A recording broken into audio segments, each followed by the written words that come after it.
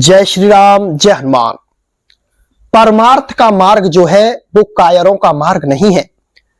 परमार्थ का जो मार्ग है वो सूरवीरों का मार्ग है। इस मार्ग पर वही चल पाते हैं जो अपनी जान को हथेली पर लेकर चलते हैं।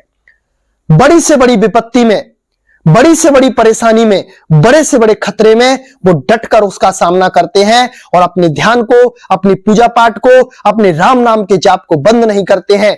तो ऐसे लोगों का राम नाम के जाप में बहुत शीघ्र ही एक अद्भुत गति में प्रवेश हो जाता है, एक अद्भुत अवस्था में प्रवेश हो जाता है। आपने सोनी मेहवाल के बारे में सुना होगा।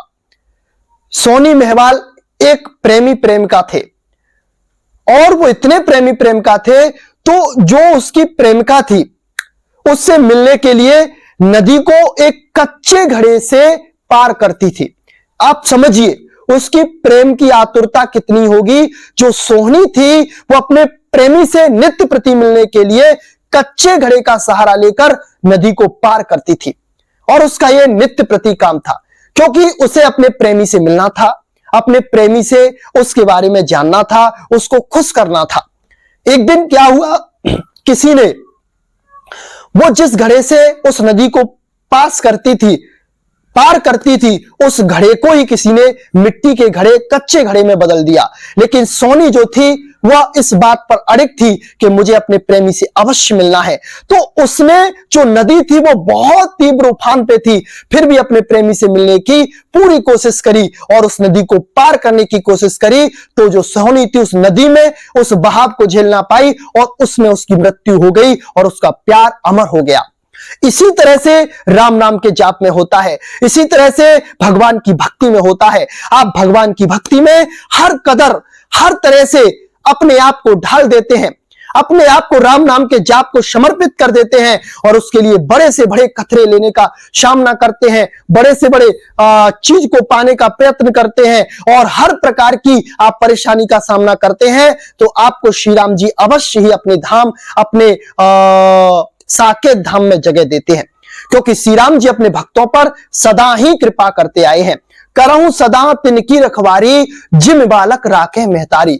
जिस प्रकार एक मां अपने बच्चे की देखरेख करती है, उसी तरह से श्री राम जी जो उनके आश्रित होते हैं, जो उनके कहे अनुसार चलते हैं, उनकी हर प्रकार से देखरेख मेरे श्री राम जी करते हैं। बस आपको उनके हिसाब से अपने आप को ढालना होगा और आपके अंदर ललक होनी चाहिए उनसे मिलने की।